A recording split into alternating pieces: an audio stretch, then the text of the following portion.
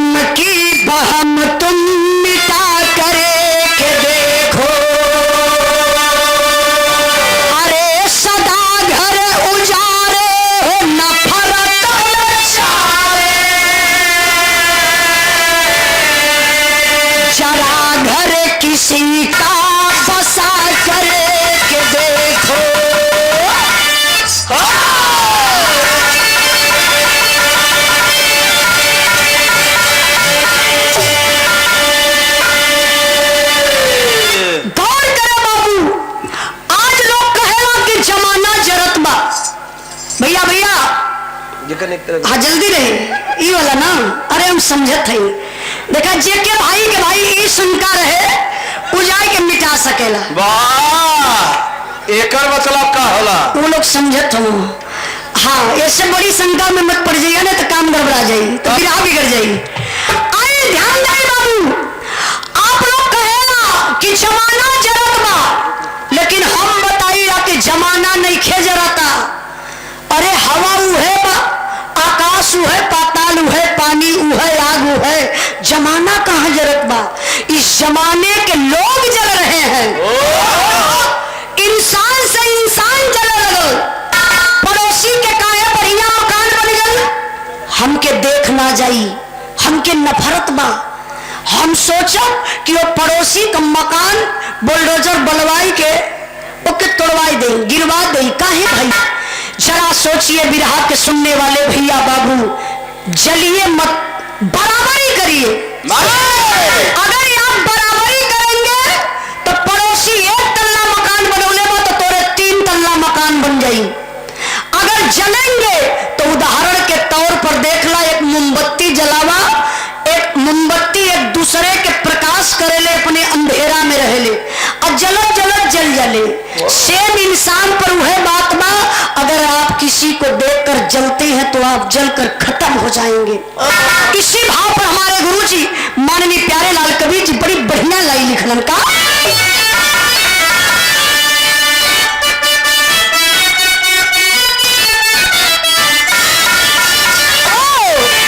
मेरे महबूब,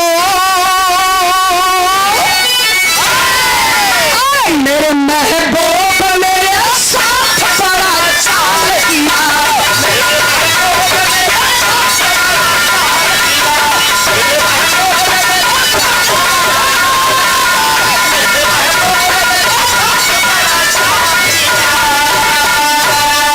देश की चोट से जिगर का शीशा टूट गया।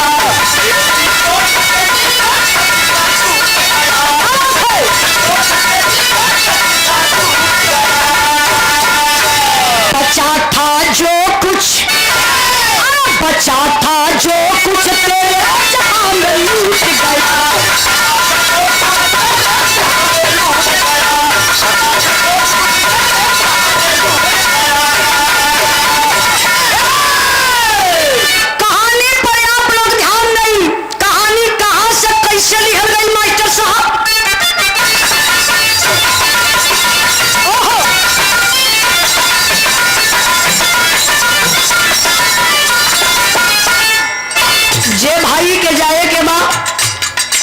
कहानी शुरू भइले से पहले जा सकेला, क्योंकि टाइम भी हो गई बा।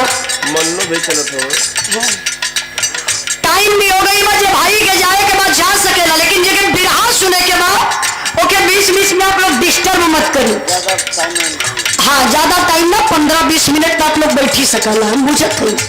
पहले ही बतौली ना, बढ़िया बात बहुत कम समझ में आवेले। बढ़िया बात बढ़िया लोग समझे, बढ़िया बात बढ़िया लोग सुनेला। अब छिनरी बुजरी गावे लगा तो ताली बजे लगी, लेकिन उजाला से सफरबे ना करी। हमार सोच रहे कि हमेशा पब्लिक में एक संदेश दा, जौने संदेश से एक एक इंसान अपने अंदर सुधार करे। अगर हमारे बिरहा से 1% सुधार होत बा तो हमार गाई बजाई तर जाई, सफल हो जाई। ए लिए कहानी पर ध्यान दई। ए चचा, हई गोल तो कबई से बतियावत हो लोग। हम सोचत थे अब चुप हो जाता, कहानियां समझे लगते। एगो बात बतौला ना दिनेश भैया, कला कि जे सूत गल बा उससे अगर घरे जाइए पूछिए कहाँ रतिया भर रहा, कहीं बिरहा सुनतली, कल के हो, कल उजाला यादव जौनपुर से और दिनेश इलाहाबाद प्रयागराज से, तो कहीं बिरहा कैसन होत रहा, कहाँ बिरहा का होत रहल निपोर, आप लोगों की ओरी निपोर कहल जाला, अमन कोरी जोन कहला कि दक्षियारा आजमगढ़ में, कहाँ बिरहा ना निपोर्रा होत रहल है। तो ई चचा घर में जाइए तू कहीं बा रतिया पर कुल निपोर्रे कहला कि बिरहा कहला है। सुना चचा, अगर परिवार होई तो एक बार कलेजा आपका अंदर से हिल जाई। ए बिरहा के सुनी है तो बहुत बिरहा लोग सुनीला, नहीं बतियावत हुआ तो ये दिक्कत होती है कि हम गाई के का करब, आप लोग बतिया के कहानियां ना समझवा। देखी जितेंद्र यादव जी के जीजा, अब मत बोलिया टोके के नहीं पड़े, जितेंद्र यादव जी के जीजा विवेक यादव, भाई ऊपर कम करो, कम करते हैं पॉइंट। एक ठमके दिया भैया तो पहले बस बस,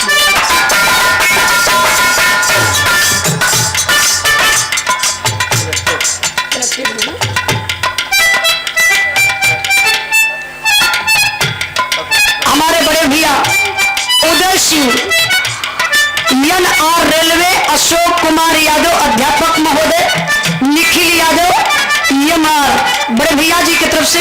कितना पैसा है गिल्ला भैया, उनके लगा तो 1000 हुई, एक खाते में चाय हो गई हो।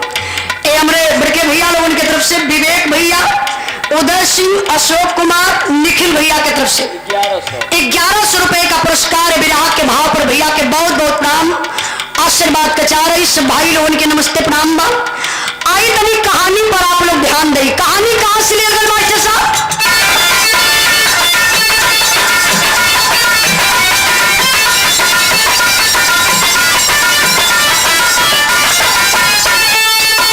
किसी की खुशहाली किसी का जिगर चोट करे, किसी की खुशहाली किसी का जिगर चोट करे, स्वार्थ की भावना मानवता पर विस्फोट भरे,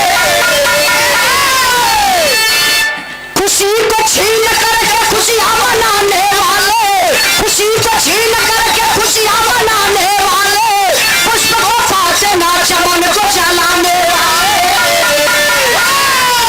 कहानी पर ध्यान नहीं, कहानी बहुत दूरे का नहीं, बिहार प्रांत छपरा के पूर्वी तराई का बात बा, जहां के रहे वाले आम इंसान आप लोग जैसन एक किसान जेकर 2 बेटवा रहलन, बड़ी मित्रता बा, बड़ा प्यार बा, वो परिवार में एकता बा। दोनों लड़कन का बियाह हो गए, बड़का बेटा किसान खेती गृहस्थी का काम करत रहलन, मतलब किसान रहलन। छोटका बेटवा ये बाबू फौजी जवान रहलन, बैरीपुर कलकत्ता में उनकर ड्यूटी लगल बा। बड़के भाई मोहन के 3 लड़का रहलन, लेकिन छोटके भाई का बियाह हो गल बा, जब फौजी जवान बा, सदिया के 10 साल बीत गल बा, कौनो औलाद ना बा। एक बार का बात बा, बाबू फौजी जवान छुट्टी लेके घरे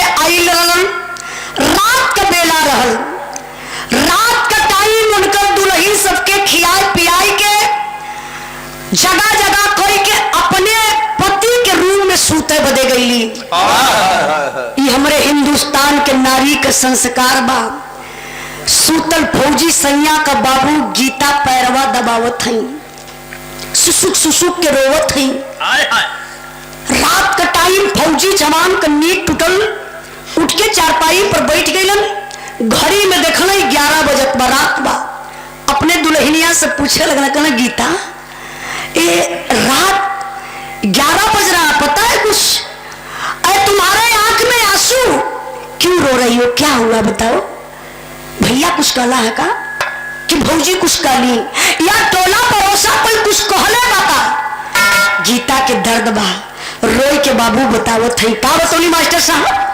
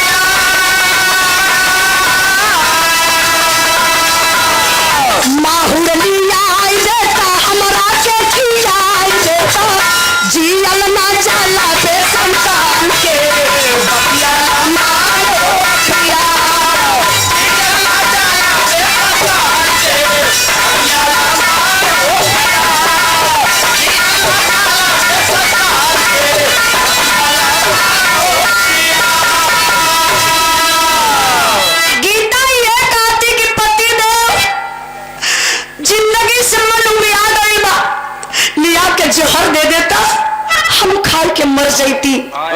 फौजी जवान का ना, गीता तुम क्या कह रही हो? मैं जहर दे दूं तुम मर जाओ? अरे पगली हुआ क्या पहले ये तो बता। तब गीता कहत बड़ी का गोड़वा जेठान जी का तारा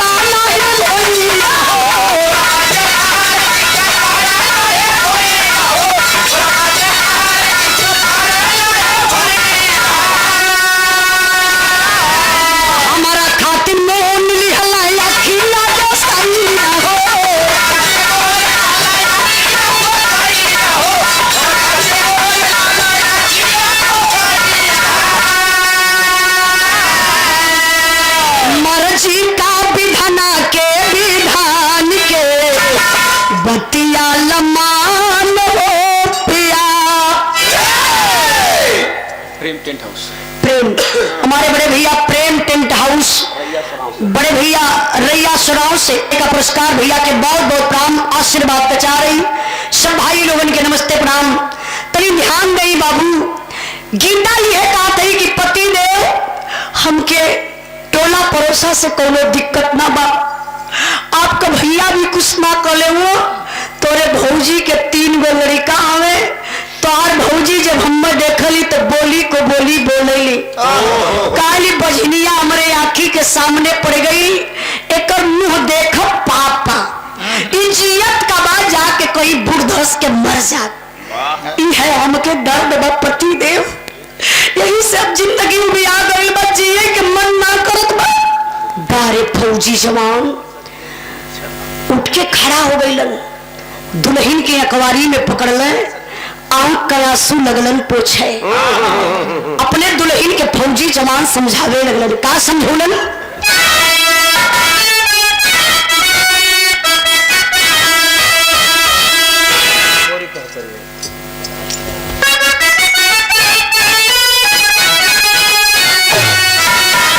अरे गीता दुल्हनी आके फौज समझावल,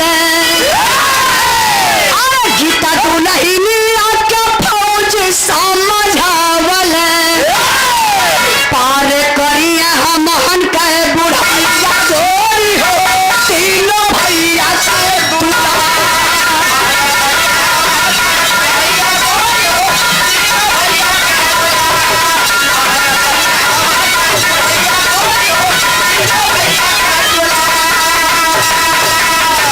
सुन तरल बतिया विधाता खुश भइले, आया मावा के डरिया पे बौरवा लाग गइले।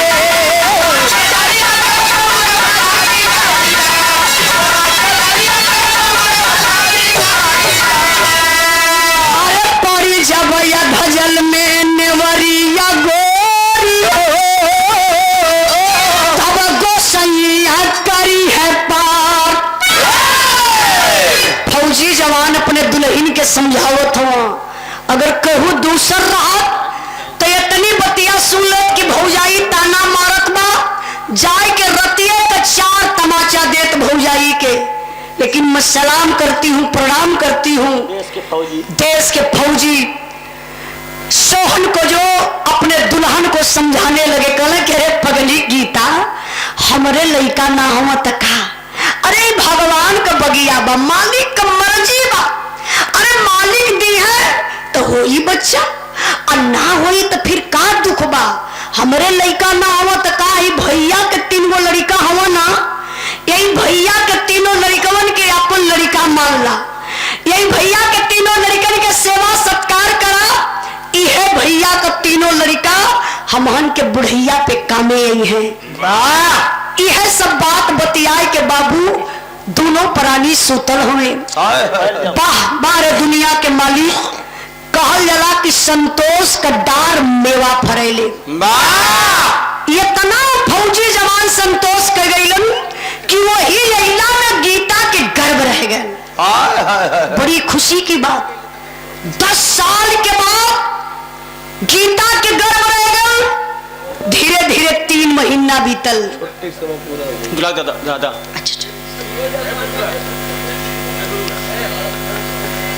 आज के नौशा बादशाह जी दुल्हे राजा जी के दादाजी की तरफ से 1 करोड़ रस के भाव पर 100 रुपए का पुरस्कार देकर के आप सम्मान किए। आपके चरणों में बहुत बहुत प्राण आशीर्वाद ऐसे बनल रहे। बस आप लोग शांति बनौले रही। बाबू बतौली कि पूरा विराह सुनिए तो एक बार अंदर से कलेजा आप लोगों का कांप उठी। देखिए फौजी जवान धीरे धीरे 3 महीना बीतल। जब 3 महीना बीतल तो फौजी जवान सोहन के छुट्टी का डेट पूरा हो गई। अब फौजी जवान अपने ड्यूटी पर जात हो। यहाँ 3रा महीना लगल बा। रोड पर गई, कैसे आप लोगों के बगल में रोड हो, ऐसे रोडवा पे गई फौजी जवान बस का इंतजार करत हो। अब 10 मिनट टाइम बा बस यवई में। इतने में फौजी जवान अपने परिवार के समझावत हुआ। का समझावत हो मास्टर साहब?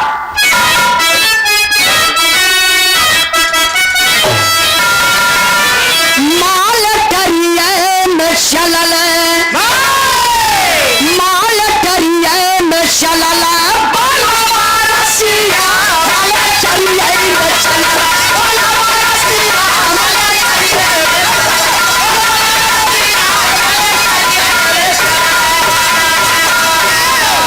विधि के भरोसे बनैया बुझाइल, 9वें महीनवा की नरवा पे आइल।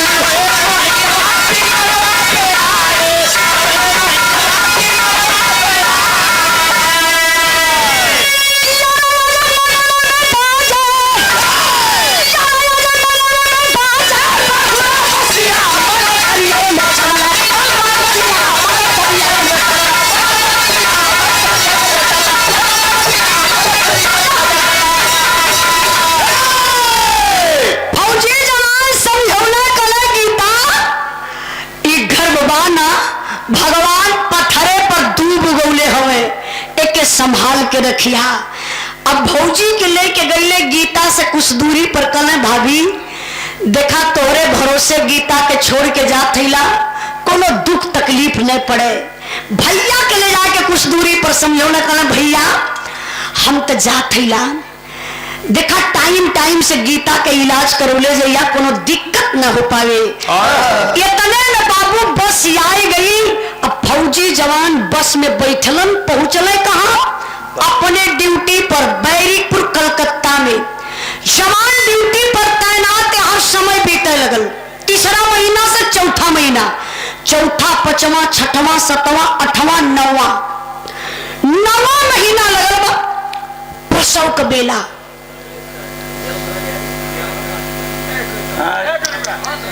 दूधे का हिसाब करत हो? कभी कभी बड़ा तकलीफ होला। दूधे वाला हिसाब होता का? बहुत तकलीफ होला दादा। देखा हाँ अगर बतिया ही के हो जानत है चच्चा बात का होला। कोई भी कलाकार जब यहाँ खड़ा होई वहाँ बात होई तो कलाकार का माइंड भाग भाग हो ही जाई। 10,000 में बतिए जान जली के हो। और नहीं तो विश्वास न हो तो खाली आई कहीं खड़ा हो के खाली एक बार निहारा सबके कवना न उजलवा सही कहत रहा है। बिरहा जमाई बिरहा खड़ा करब सबके बस का बात ना हो, बड़ी मेहनत और बड़ी रियाज मांगे ले बिरहा। खाली बस हम धन दौलत रुपया पैसा में शांति मांगत है। खाली ध्यान से सुना कि परिवार में आखिर रहाई के कैसे चाहिए। ए बिरहा से एक मैसेज मिली आप लोगों के, जब सुनबो न करबा तो का समझ में आई, नहीं तो कहा तो कुछ हर बार से अवाट बवाट बतिया के गाय नहीं होली फोली जाके बंद कर। ध्यान नहीं। बिरहवा कहाँ पहुंचल रही है?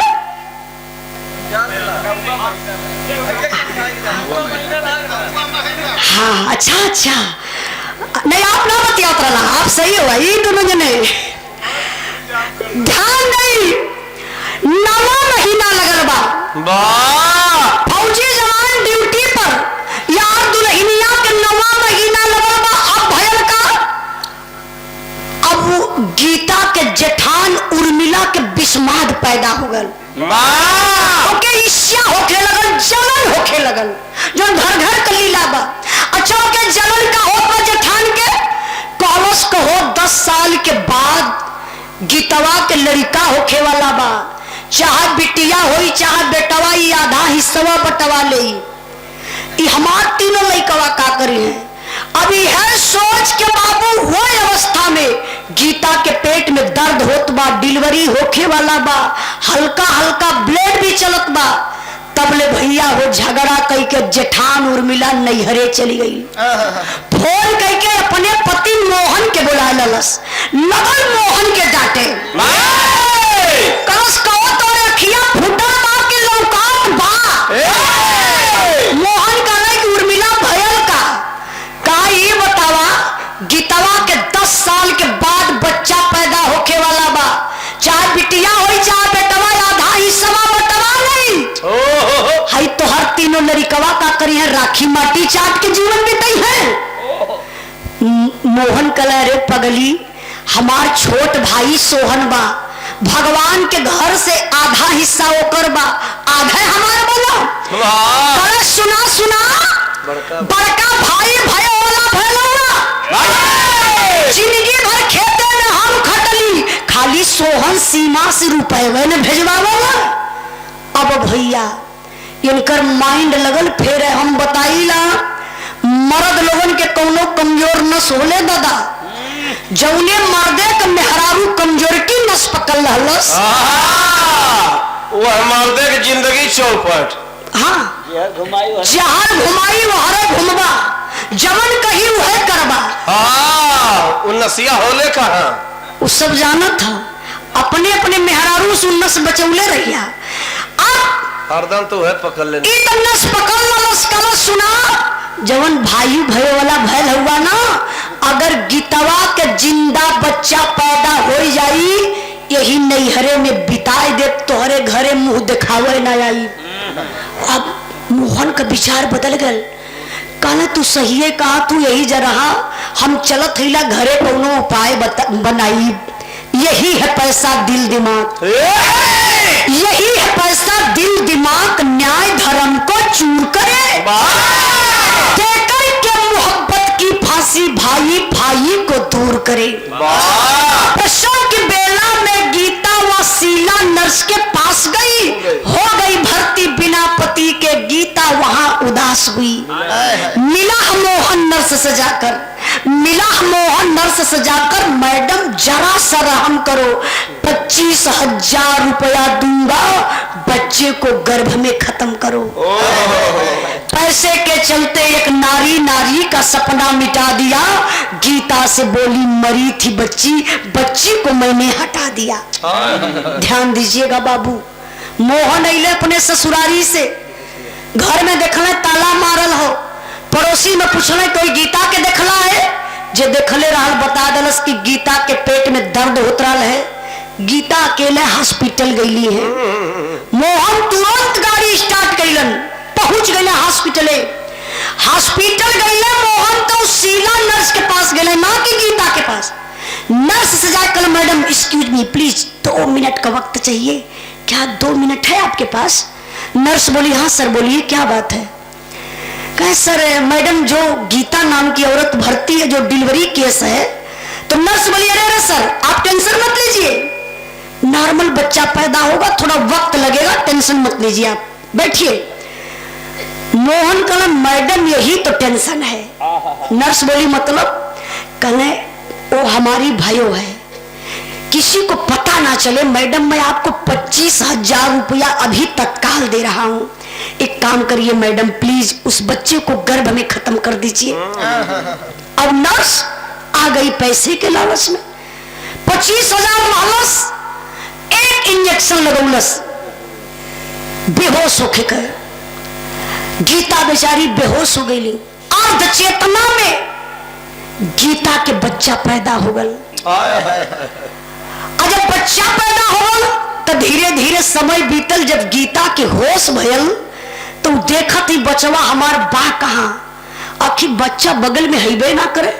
शीला नर्स के बोलौली, कहली मैडम जरा मेरे बच्चा को दिखाइए, मेरा बच्चा कहाँ है। और वो नर्स का देखा इमोशनल अत्याचार करे लगल पपिनिया। कहले अरे गीता मैं क्या बताऊं, बेटी पैदा हुई थी मर गई थी, मैंने सोचा तुम अकेली हो परेशान हो जाओगी, मैंने उसको ले जाकर के फेंक दिया।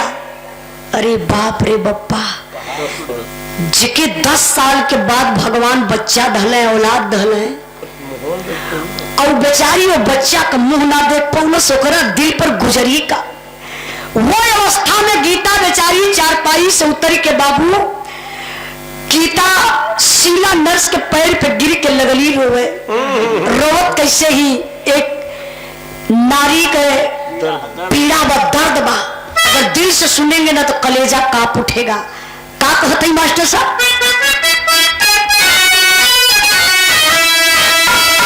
देहली जनमाना खेलावाले का भागे भाई, और चारा का सैया लगाई दे तू बहनी।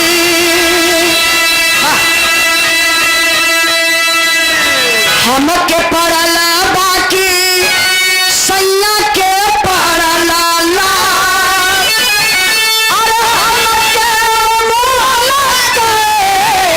दिखाई दे तू बहनी। हवा के चुमी गई, कोरा में खिलाई ले, अरे भाई जी के चला दे तू बहनी।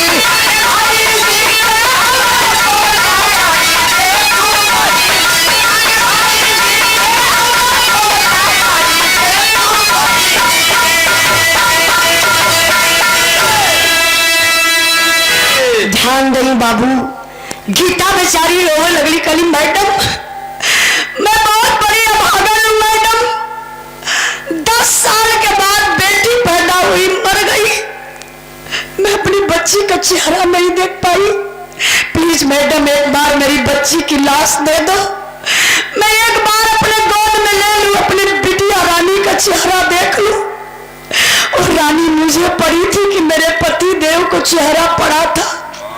इतने में गुस्सा में आ गई नर्स, बोली गीता क्या नाटक बना रही है?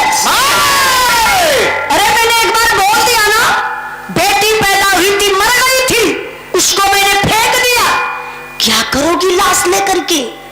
चिल्ला रही हो, बोलो क्या करोगी? कहीं मैडम बस मैं चेहरा देखना चाहती हूँ कि मेरी बिटिया किसको पड़ी थी।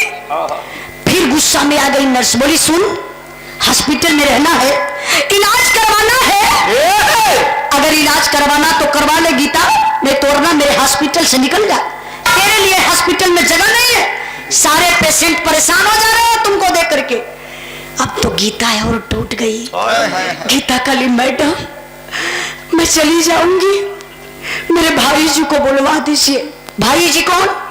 अपने जेठ के कहली, संदेशा भेजवाई के नर्स बाबू मोहन के बुलाए ललस। और जब मोहन अइलन तो देखा करत कहूँ मास्टर साहब,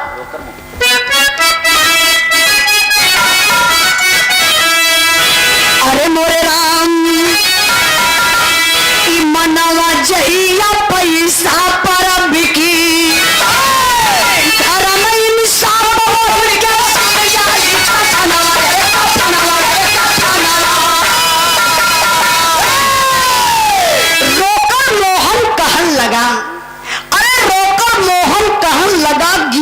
मन में करो सबर, मालिक को मंजूर न था, जल्द चलो अब अपने घर। अर्ध चेतना में गीता देखी बच्चा खोल नजर, फोन पर रोती मिस साजन से नयन आंस बहे झरझर। मोहन आइलन तो गीता के पास अब डायरेक्ट गईलन, कहना गीता बहुत दुख हो रहा है, बेटी पैदा हुई थी मर गई, लगता है मालिक को मंजूर नहीं है कि तुम्हारे गोद में बच्चा खेले, चलो घर चलते हैं। अब तो गीता और टूट गई, जेकरा पर विश्वास बा भरोसा बा, भाई जी यही है कोनो उपाय लगई है, उन नर्स के डटी हैं बोली है तो हमके लाश मिल जाई, बच्ची के लाश देख ली, लेकिन भाई जी तो कहते चलो घर चलते हैं। गीता कहनी भाई जी कौन मुआ लेके घर में जाई, आज लोग बाजिन बाजिन काला है, आज के बाद से हमके लोग पापिन कही, आप जा हमार बिटिया मर गई तो हम यार कही आत्महत्या कई ले। मोहन समझ गलू पपियवा एकर बच्चा मर गल, अब बच्चा के वियोग में इहो मर जाई। सोहन का फोन आई दे तने कहे के भाई हमार बात मानेला, कह दे कि भाई डिलीवरी टाइम इतना तेज पेट में दर्द भइल, बच्चा जच्चा दोनों सत में खत्म। इहे सोचत बाबू मोहन गाड़ी स्टार्ट कैलन, अब घर के तरफ चलत हुआ। गीता बेचारी के डोले भर के शक्ति ना रह गई लाल। ध्यान दीजिएगा बाबू, कभी आप लोगों को साथ भी ऐसी घटना घट सकती है। आज का कुछ डॉक्टर भी इतना क्रूर दिमाग का हो गल हुआ, जकरा घर का परिवार मरेला ना वही के बुझाला। अगर आपके घर को कोई बीमार है आप सोचबा कितना जल्दी इलाज हो जाए, लेकिन डॉक्टर बझौले रहिए, मुअला के बाद भी आपसे पैसा ली है। हमरे ए चचा के बगल के चचा रहलन, हॉस्पिटल में भर्ती हो गए, मरले उनके 3 दिन हो गए, और 3 दिन तक वेंटिलेटर पर रखले रहलन, देखावत हो कि सांस आवत जात हो, अब पैसा लूटे के मन ले। 3 दिन के बाद तो फिर लाश तहले। अब बड़ी सोचे वाली बात तई हो कि यहाँ को मरल आदमी जब दूसरे हॉस्पिटल में गए तो वो भर्ती कैल है वेदांता वाला आजमगढ़, वेदांता हमारे आजमगढ़ में बहुत ठग होले डॉक्टर। आप लोगों से निवेदन करवे कि डॉक्टर लोगों से भी आप लोग सतर्क रहिए, उनसे ही ना मतलब कि आपका परिवार, आपका बेटा, आपका बेटी, आपका दादा दादी के कुछ ना मतलब, सिर्फ उनके पैसा से मतलब है। कितना पापी ऐसा डॉक्टर हो कि फाड़ के पेटवा किडनी निकाल लेते हो। अब कोरोना में तनी वो लोग मरल है, तनी से छींक दहला चला अंदर, जबरी ले जाए के अंदरवा दूसरे के जाऊ न देत हुआ कि छुआछूत से बीमारी बढ़ी, ले जाए के अंदरवा अपन ऑपरेशन करके किडनी का निकाल के अपन रख लेते हुआ, अब बाकी बॉडी भी ना देत हुआ, उसे जला देत हुआ। अंग्रेजी शासन भैया। बाबू आप लोगों से हाथ जोड़ के निवेदन करवे, आप लोग ध्यान दीजिए। दुनिया में हम बताई अगर सबसे बड़ा कुछ दौलत बना तो है अपन शरीर बा। 10 रुपया कम कमा, कितना इंसान कमाई के रखत जाई, लेकिन अपने ना लोग खाला, काला 10 रुपया बचल रही तुम्हारे बेटवा के कामे आई। हम ही कहो कि 10 रुपया अपने शरीर पर लगेबा तो हॉस्पिटले ना जाए के पड़ी। अब इन पापिन कैलस का रुपया लेके एकदम आराम से आजाद बा। अब मोहन गाड़ी स्टार्ट करना अपने घरे जात हुआ, गीता बेचारी के डोले भर के शक्ति ना रहल, सड़क वह पार गई, हॉस्पिटल से कुछ दूरी पर सोचत है कि अब आत्महत्या कर लेवे, लेकिन एक बार अंदर से कलेजा झकझोर दहलस, मैं मर जाऊंगी, मैं अपने बच्ची की मौत नहीं बर्दाश्त कर पाई, मेरे पति की क्या गलती है, और सीमा के सिपाही है, देश के रक्षक है, दो मौत कैसे बर्दाश्त करेंगे। एक बार बात कर लेती हूँ। आत्महत्या करने से पहले गीता अपने पति के पास फोन लगाती है। बैरीपुर कलकत्ता में फौजी जवान भोजन करे बैठल रहे, तब ले एक भाई बोला, अरे देख ना दोस्त कब से तुम्हारा फोन बज रहा है। सोहन फोनवा देखना बड़ा खुश भइल, कहला अरे यार तुम्हारी भाभी का फोन है, लगता है कुछ खुश खबरी है।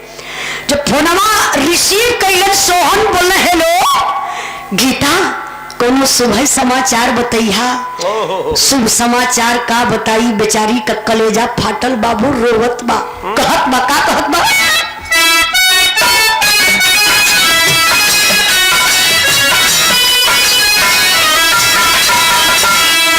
अरे का हम बताई सैया, का हम सुनाई हो, का हम बताई सैया, का हम सुनाई हो, बाटाया शोभा समाचार हो।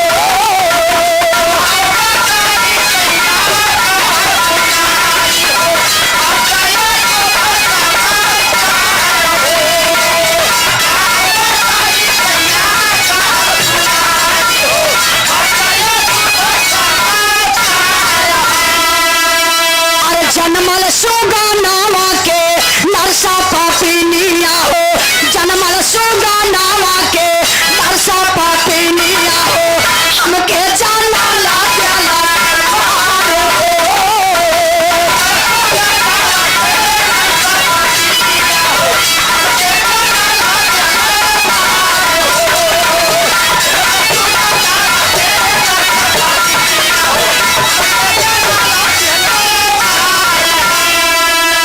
अरे जनमल कराल हमरे हमके देखावला नाही, भैया तोहार कवनो जुगती लगवला नाही। जबले ना आवत बाटा तब पहिले जियत बानी, जबले ना आवत बाटा तब पहिले जियत बानी, देवा पारा ना बानी साल हो।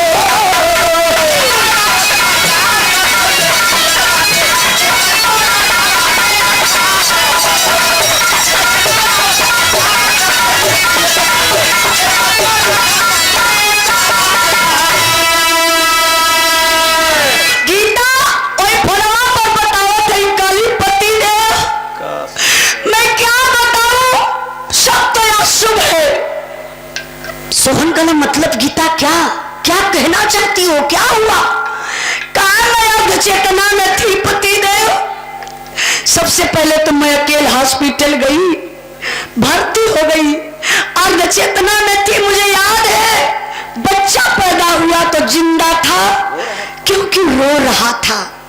देखा ये बाबू, बच्चा पैदा होलन एक मतारी अपने आप के मौत के मुंह में जाकर के तो एक औलाद पैदा करती है। ये पीड़ा एक माइये बता सकेले। 1000 इंजेक्शन लगा दा बेहोश भइला कर, जवन दर्द बा जवन पीड़ा बा वो बता दे कि बच्चा पैदा हो गया। यह बतिया गीता कहती कि पति देव मुझे पता है बच्चा पैदा हुआ, लेकिन मैं अर्ध चेतना में थी, नजर से नहीं देख पाई कि बेटी थी कि बेटा था। मैं नर्स से पूछने लगी तो बोली कि मरी हुई बच्ची थी, मैंने उसको ले जाकर के फेंक दिया। सोहन कले गीता भैया के कुछ ना पता बाका, भैया ना कुछ कहलन का। गीता काले भाई जी अइलन, कौनो उपाय ना लगौलन, बस ये हमार तो हर आखिरी बात में फोन कट जाई, आत्महत्या कर ले पति देव। इतनी में फौजी जवान का कलेजा कांप उठा। वही फोनवे पर गीता के लगलन डांटे। का कही मास्टर साहब?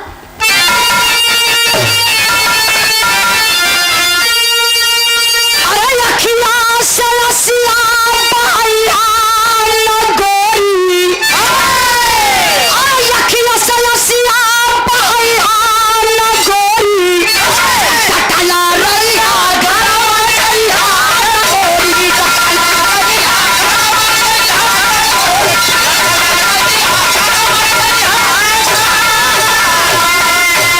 अरे किस्मत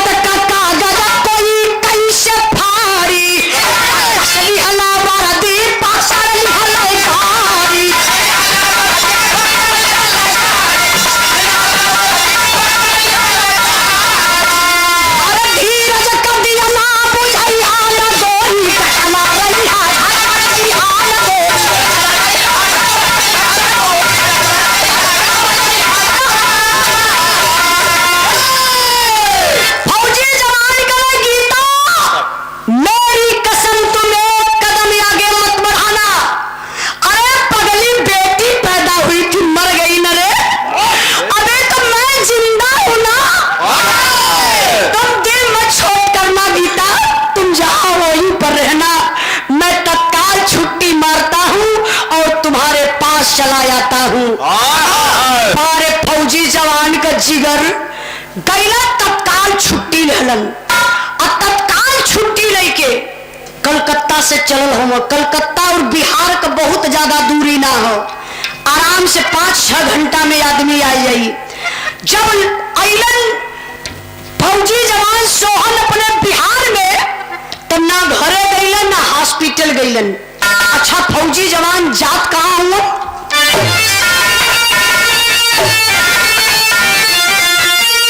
अरे सन्ना तब काला डाला में काला बा, पकड़ना सबको पूछा लगा साल डाला में काला बा।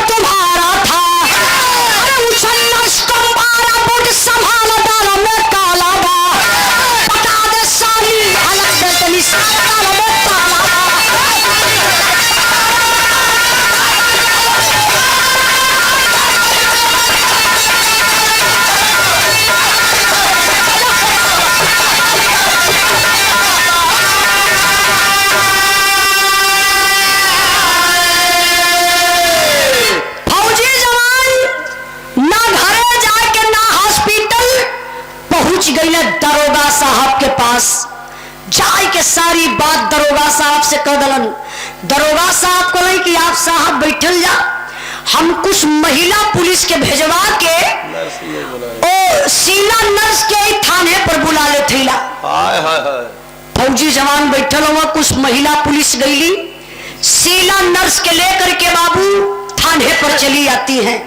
सिचुएशन का बा, यहाँ दरोगा साहब का कुर्सी लगल बा, यहाँ फौजी जवान सोहन का कुर्सी, ठीक वही बगलिया में शीला नर्स के कुर्सी बा। एक पर्दा बा यार में, पर्दा के यार में लोग गीता के बैठौले हुआ। ये मन ले कि हो सके गीता के देख ले नर्स तो शायद कुछ बहानाबाजी करे। फौजी जवान सोहन सवाल कैलो शीला नर्स से, कलम मैडम आप शीला नर्स? हाँ जी सर जी। अच्छा एक बात बताइए, जो गीता नाम की औरत भर्ती थी, जो डिलीवरी केस था, उसमें कैसे क्या हो गया, कुछ बता सकती हो? तो देखा वो पपिनिया का कितना दिमाग लगावत हो। कल अरे अरे साहब आप गीता की बात कर रहे हैं ना? अरे रे रे रे वो तो बेचारी विपत की मारी महिला है, अकेले आई थी बेचारी, हॉस्पिटल में भर्ती हो गई। मैंने तो बहुत मदद किया साहब। बेटी पैदा हुई थी और मर गई थी साहब, मैंने उस लाश को ले जाकर के फेंक दिया, बहुत मदद किया। अरे फौजी जवान जब ये बतिया सुन ले कि बेटी पैदा हुई थी, मर गई थी, उसको ले जाकर के मैंने फेंक दिया, बहुत मदद किया, तब चढ़ला ये फौजी जवान मरलन।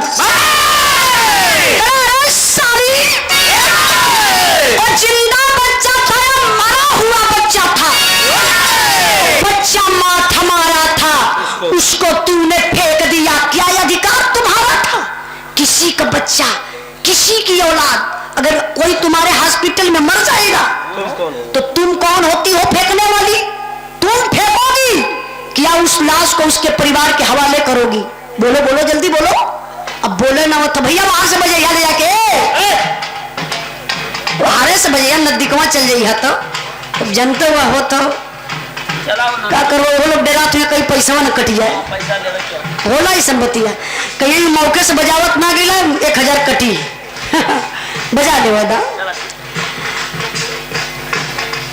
अब इन बिया न भला काम इतना लेट बिया। अरे भैया बाबा जय बजे काले 3 बजे जाई है ना, ज्यादा कुछ कहा ना करो इसके बिरहा हो। आइए आप लोगों का ध्यान इधर आओ, छोड़ी। फौजी जवान जब एक आराम मरलन उठ के तुरंत खड़ी भइल करे साहब।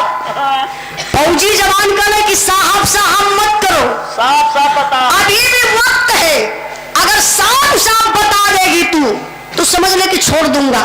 तब बोले फौजी जवान बेल्ट निकाले लगल। अब बेल्ट निकाल के जब 4-6 बेल्ट देखलन तो ये गौवा में पुरनिया दादा लोग थे कहावत कहला कि मार के आगे भूत भागेला। 4 बेल्ट के बाद जब गाय नियर लगल उ पपिनिया कांपे, हाथ ऐसे ऊपर कैलस कल हे साहब अब एको बेल्ट मत मरिया साहब, साफ बता दे वो साहब। फौजी जवान कल जल्दी बताओ तूने कैसे मारा, क्यों मारा। वो पपिनिया बतावत बा हमरे बिरहा में 4 लाइन बड़ा इंपॉर्टेंट लाइन हमारे गुरुजी माननीय प्यारे लाल कवि जी लिखत हुए। अगर बिरहा से मन भटकल भी होई तो 4 लाइन दिल से सुन लेवल जाई, पूरा बिरहा फरिया जाई। कैसे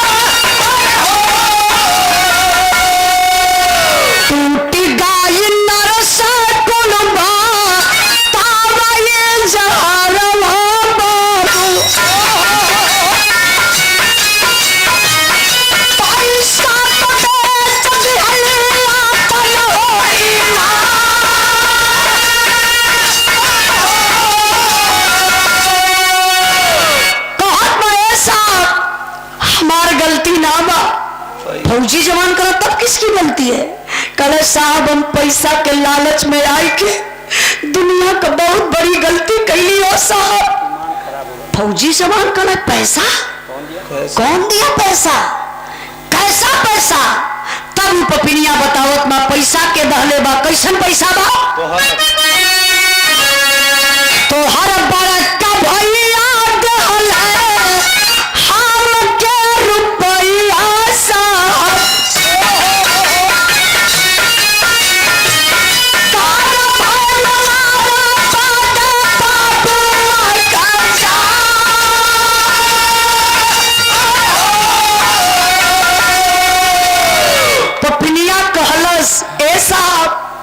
आपका बड़का भैया मोहन हमके 25,000 रुपया दल कहले वो बचवा के गर्भ में खत्म कर दा साहब। हम पैसा के लालच में एक बेहोश महिला के इंजेक्शन लगौली, गीता बेहोश हो गई। वही बेहोशी हालत में साहब बेटा पैदा भयल, जिंदा पैदा बोलो साहब। फौजी जवान के पैर तले से जमीन खिसक गई, जिंदा बच्चा पैदा हुआ। अभी तक तो तू कह रही थी बेटी पैदा हुई थी, मर गई थी, मैंने उस लाश को फेंक दिया। अब तुम कह रही हो कि बेटा पैदा हुआ था, जिंदा था। अरे बाप रे बप्पा। खड़े खड़े फौजी जवान के शरीर हिले लगल, आंख से आंसू छलक आयल। लगल फौजी जवान रोवे कलर खेले तूने कैसे मारा, नादान बच्चा था, गलती हमसे हो सकती है, गलती गीता से हो सकती है। और मासूम बच्चा क्या तुम्हारा बिगाड़ा था, तूने कैसे मार दिया रे, तूने कैसे मारा। तब पपिनिया बाबू बतावत ना का बतौलस जन्मल सुगाना जो रवान रखल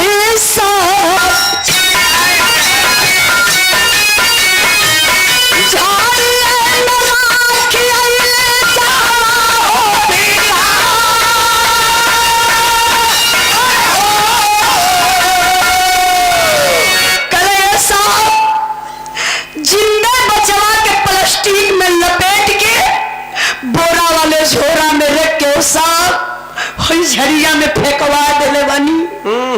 फौजी जवान के पीड़ा और बढ़े लगल कि जिंदा बच्चा को तूने प्लास्टिक में लपेट के बोरा के झोरा में रख के झाड़ी में फेंक दिया।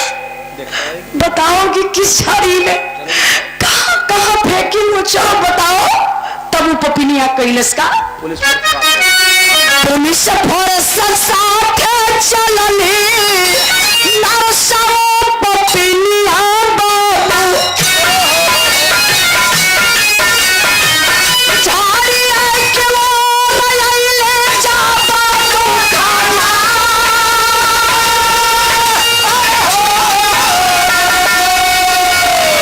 ए बाबू पपिनिया चलवा कहाँ और झाड़ी के तरफ। प्रशासन के लोग हैं, महिला पुलिस हैं, आप लोग जैसन आम जनता अगर कहीं आप पर लोग सुन ला कि कोनो डॉक्टराइन जिंदा बच्चा के फेंक डाले बा झाड़ी में, अपन अपन काम धंधा छोड़ के लोग जरूर जइबा देखे।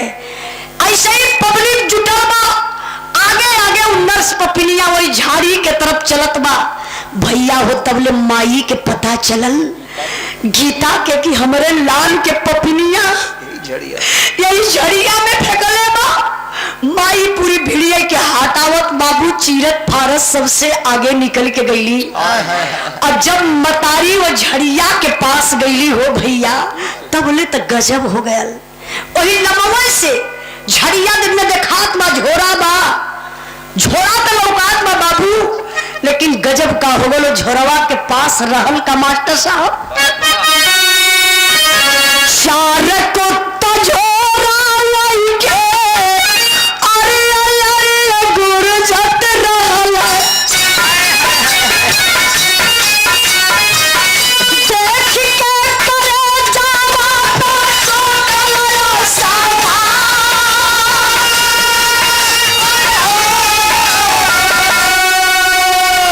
छोरवा के पास लड़का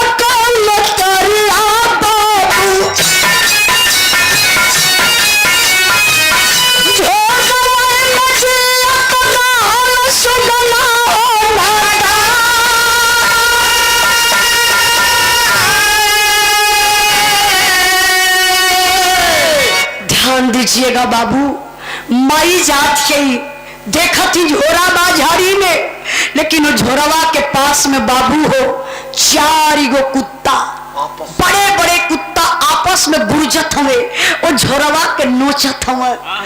माई डराई ना, दौड़ के गई बाबू झोरा के मतारी उठा ललस। जब माई झोरवा कैसे उठौली तो देखत ही चूटी चूटा एकदम झोला का दृश्य बड़ा खराब बा। तबले बाबू सोहन पहुंच गईलन, खड़े खड़े रोवत हो कल गीता बर्दाश्त नहीं हो रहा रे पगली, अपने नसीब का बचवा नहीं था, अगर अपने नसीब का रहता ना आज झाड़ी में नहीं रे तुम्हारे गोद में खेलता, रख दे जमीन पर रख दे, झोला को बर्दाश्त नहीं हो पा रहा गीता। माई का ममता कहा जला बाबू औलाद का गम फौलाद को पानी बना देता है। माँ की ममता नहीं मानी, माई झोरवा के छोड़े लगली। देखा थी तो बाबू हो पपिनिया सही में प्लास्टिक में लपेटले बा। जब माई प्लास्टिकिया से छोड़ौली है बाबू देखा थी तो बचवा जियत मिलन। भगवान का आहार डाले रलन। आज भी बतावल जला धरती पर कुछ सच्चाई बा। हम अपना गुरुजी से सवाल भी कैले रही है बात पे कि 36 घंटा के बाद वो बच्चा कैसे जिंदा मिल सकेला। मेरे गुरुजी कहले बेटा जब भी रहा गाना तो एक बात पब्लिक में जरूर बताना, जो भाई बराबर न्यूज देखते होंगे उनको पता होगा 26 दिन के बाद गुजरात के भूकंप में 26 दिन के बाद मलबे से निकाली हुई लाश मतारी का पूरी शरीर सड़ गई लाल। एक सोनू नाम का लड़के अपने माई का स्तन पियत मिलल। आखिर बताइए भगवान क्या आहार दिए थे। सारे लोग इकट्ठा हो गए। सोहन का सवाल बा बड़के भाई मोहन से हाथ जोड़ ले कले पब्लिक से हमारे कोनो सवाल ना बा, भैया आपसे सवाल बा। तू तो भैया एक कोप का फायदा हुआ ना, एक खून पानी का हुआ भैया ना। भौजी कहीं ऐसा गलती कैले हो तो कहा मैं बर्दाश्त करता। भौजी दूसरे के घर से आई बा, लेकिन भैया पैसा खातिर, धन दौलत खातिर हमार दुनिया उजाड़त रहा भैया। ए भैया सब कुछ लेला, जितनी प्रॉपर्टी है सब लेला, 1 इंच हमके ना चाहिए। पूरी पब्लिक के सामने कसम खातेला भैया, हम आज अपने बीबी बच्चा के लेके जात हैला, कबो वापस से परिवार में मुंह दिखावे ना आई। जितनी पब्लिक बा सबके आंख से आंसू चले लगल। लोग कहा तो बारे मोहन अपने भाई के साथ ऐसा कदले कि घर द्वार गांव त्याग के जात, बस सोहन अब कबो ना आई। सोहन कल भैया एक बात और बा, जात है ड्यूटी पर, जितना भी सपरी अपने सर्विस का कुछ पैसा भी तो के भेजवावल करबे। तब ले सोहन अपने बीबी और बच्चा के लेके 4-6 कदम आगे बढ़लन। दरोगा साहब बगल में बैठल हलन, रोक दल। कहे सोहन रुको रुको, कहाँ जा रहे हो? कहे साहब मैं ड्यूटी पे जा रहा हूँ, अब कभी नहीं वापस आऊंगा साहब, मुझे मत रोकिए। दरोगा साहब कहे सुनो मेरी बात, कब तक जाओगे, परेशान हो जाओगे, आओ मेरी गाड़ी में बैठ जाओ, चलो मैं बस स्टैंड तक छोड़ देता हूं, कब तक पैदल जाओगे? सोहन रुक गए, कहे साहब क्या कहते साहब, जब उन्हें गाड़ी में भैया भौजी की हथकड़ी लग के जाई तो उन्हें गाड़ी में कौन मुंह लेके जाई? वो साहब बड़ा दर्द होता बा। भैया को कबो जवाब ना डाली, भौजी से कबो कड़ी आवाज में बात ना कही, साहब आप जा, हम पैदल चल जाई। दरोगा साहब गाड़ी स्टार्ट कैलन। मोहन के औरत को शीला नर्स पापिन के हाथ में हथकड़ी लगौलन, ले जात हुआ जेल में बंद करे बदे। सोहन बीबी बच्चा के लेके 4 कदम और आगे बढ़त हुआ स्टेशन के तरफ। ऐसे पब्लिक जुटल बा, वही पब्लिक में से बाबू हो एक ऐसा आवाज आई जो करे जवाई के चीर लहलस। अच्छा वो आवाज के कर रहल, कैसन रहल, जरा आप लोग विचार करें।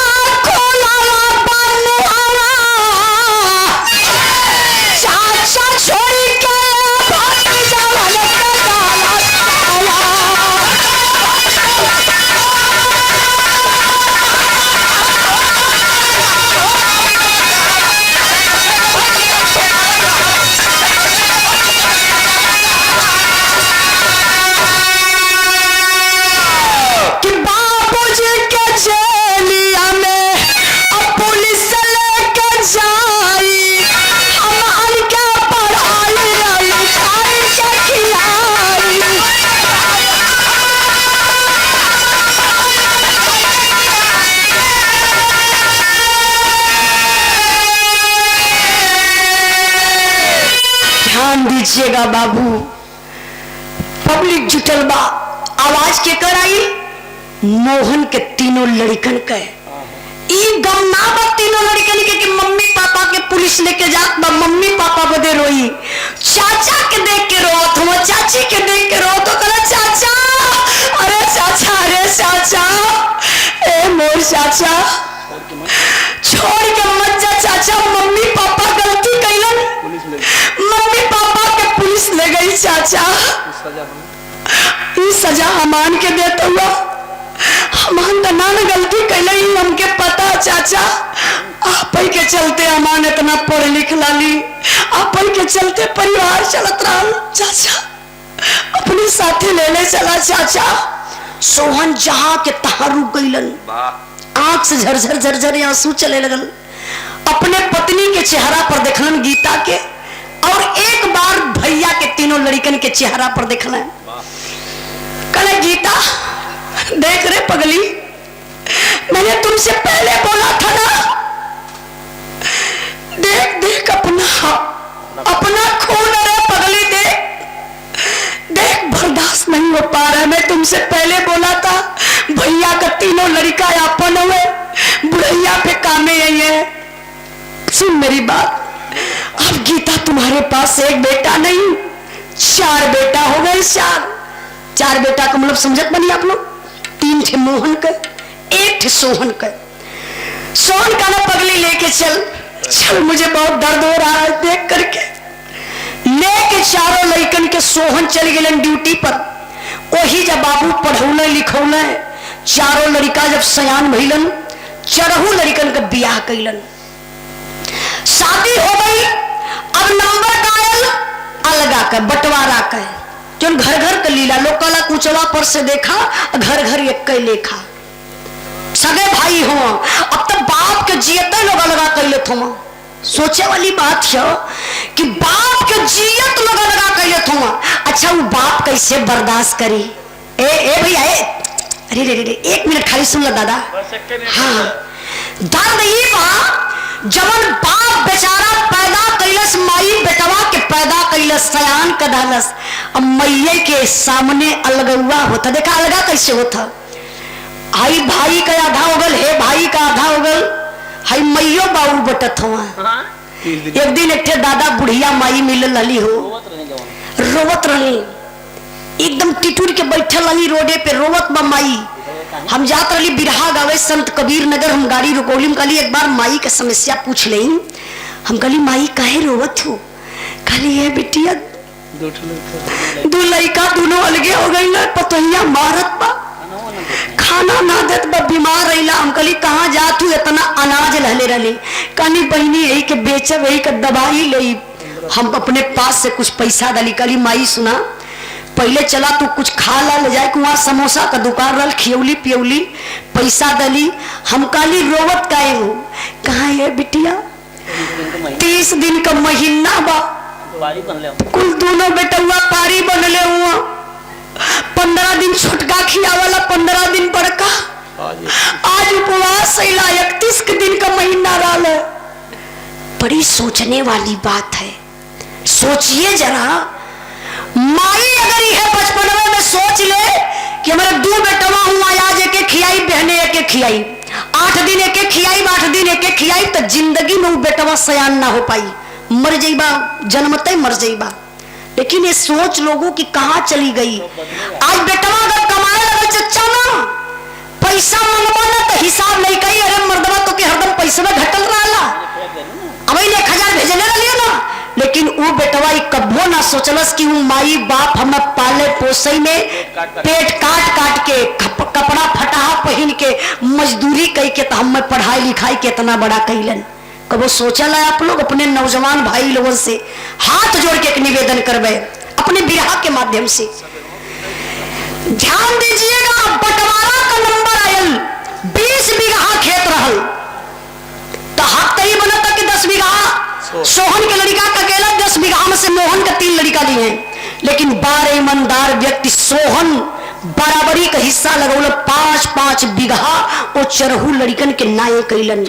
हम कहिला बाबू बंटवारा हो, बंटवारा से विकास होला, लेकिन धन दौलत रुपया पैसा का बंटवारा लोग करा, मोहब्बत का बंटवारा मत करा, प्रेम का बंटवारा मत करिए। कोई कुछ लेके आया ना बा, 4 बीघा तुम्हारे प्रति छुटल बा, लेकिन 1 बीघा मेरी खातिर भाई का भाई गर्दन काट देते हो। बिरहा के सुनने वाले भैया आप लोग एक बात ध्यान दीजिएगा, हाथ जोड़ के एक बात कहा थैला कि अपने भाई का हिस्सा काट के अपने बेटवा के कभो मत दिया। भाई का बेईमानी कह के अगर बेटवा के देवा, तोहरे जियते तोहरे आंखी के समन्वय अयासी कर जाई, बेच के जमीन दारू पी जाई, सब प्रॉपर्टी खत्म कर दी, तो के वृद्धाश्रम भेजवाई दी, जा खिचड़ी खा वहीं, और नहीं तो भीख मंगवा, नहीं तो आत्महत्या करने बा। लायक बेटवा रही तो बाप के बनौले के अपेक्षा कई गुना, हजारों गुना बना दी, और नालायक बेटवा रही तो सब बनावल कुल मिट्टी में मिलाई दी। तो हमारे कहले का मतलब है बाबू, भाई हो तो सोहन जैसा, मोहन जैसे अगर भाई कहूं के भगवान दे, तो जलमता सारे मर जाए तो ठीक हो। अच्छा कुछ लोग विचार वाला हुई कहीं उजलवा ऐसा बात कह डालस, हम तो अपने भाई के चक्कर में रहली। लेकिन ये बाबू यह बात कहबे कि भगवान मालिक दलेवा भाई विपत्ति बांटने के लिए, ना कि संपत्ति बांटने के लिए। अगर बात बात समझ में आयल हुई तो भाई का हिस्सा कभो मत खैया, और ना समझ में आयल हुई तो बेईमानी जे करत हो करबे करी। आखिरी कहना बा जी मनवा